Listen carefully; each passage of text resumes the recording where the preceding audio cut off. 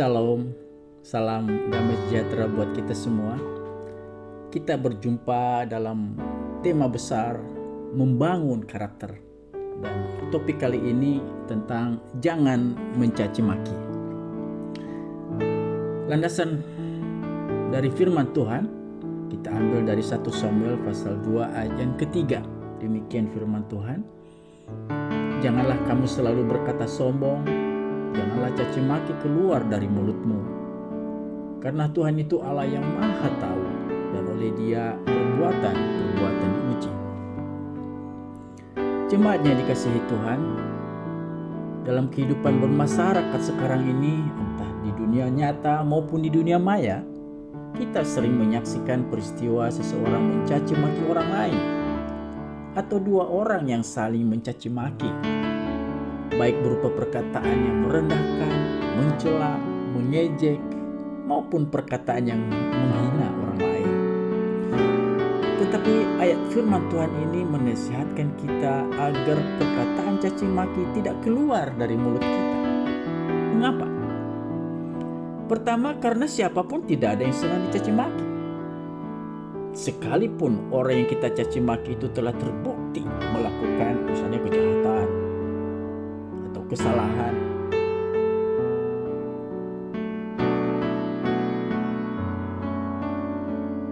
dan kalau kita mencaci maki, justru yang terjadi adalah orang tersebut akan berusaha membela diri.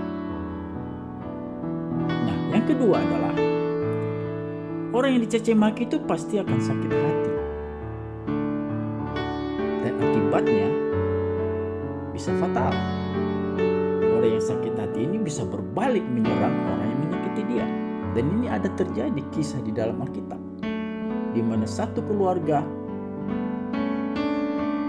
nyaris terjadi musibah, pembunuhan.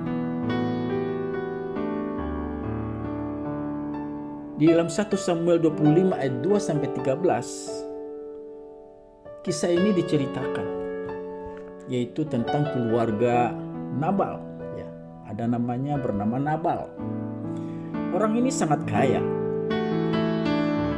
Ia mempunyai 3.000 ekor domba dan 1.000 ekor kambing.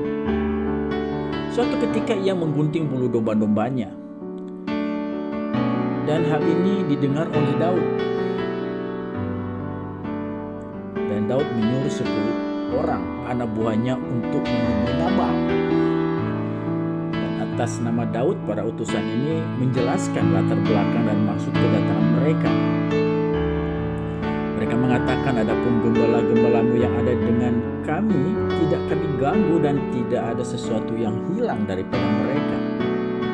Bahkan kami seperti pagar tembok menjaga mereka. Sebab itu biarlah kami utusan Daud ini mendapat belas kasihan-Mu. Berikanlah kepada hamba-hamba-Mu ini dan kepada anakmu Daud yang ada padamu.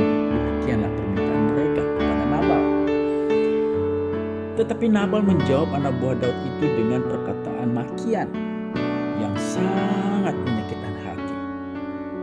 Dia jawab begini, siapa Daud? Siapakah anak Isai itu? Pada waktu sekarang ini ada banyak hamba-hamba yang lari dari tuannya. Masakan aku mengambil rotiku, air minumku, dan hewan bantaian yang kubantai bagi orang-orang yang pengguntingku untuk memberikannya kepada orang-orang yang aku tidak tahu dari mana asal mereka datang.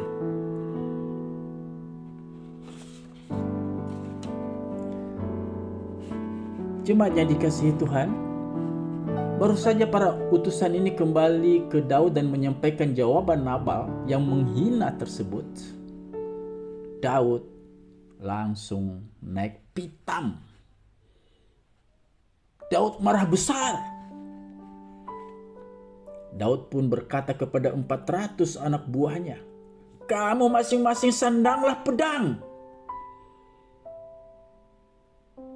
Daud bersumpah membunuh semua laki-laki dalam keluarga Nabal dan hamba-hambanya laki-laki. Mengerikan, bukan?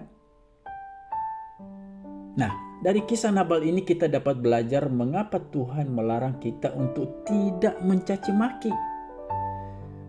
Karena kita pasti kehilangan sahabat, itu sudah pasti.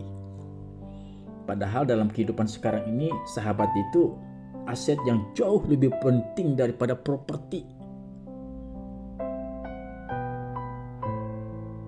Tetapi yang sangat berbahaya adalah ketika orang yang kita sakiti tersebut berbalik menyerang kita seperti Daud kepada Nabal yang diceritakan tadi. Betapa banyak kisah dari zaman ke zaman. Ada pembunuhan karena dilatar belakangi sakit hati.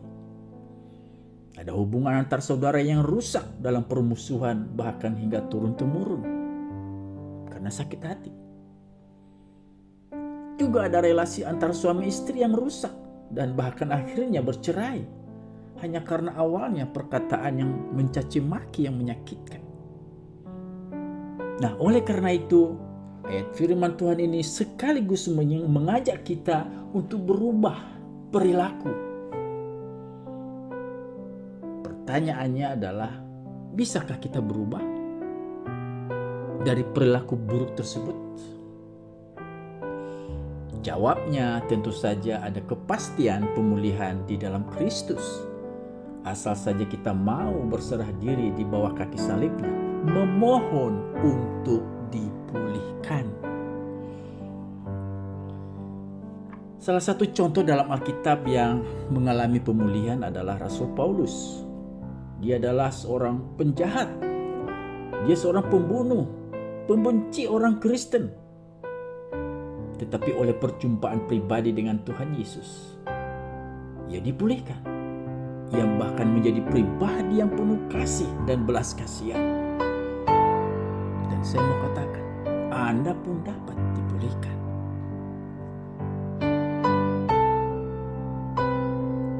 Atas pelajaran firman Tuhan ini, kita diingatkan agar meninggalkan karakter kasar, meninggalkan kebiasaan buruk yang mencaci maki orang lain. Sebaliknya, marilah kita berkata-kata yang manis dan yang sedap didengar. Jika kita melakukan hal itu, maka Allah sumber damai sejahtera akan selalu menyertai kita. Amin.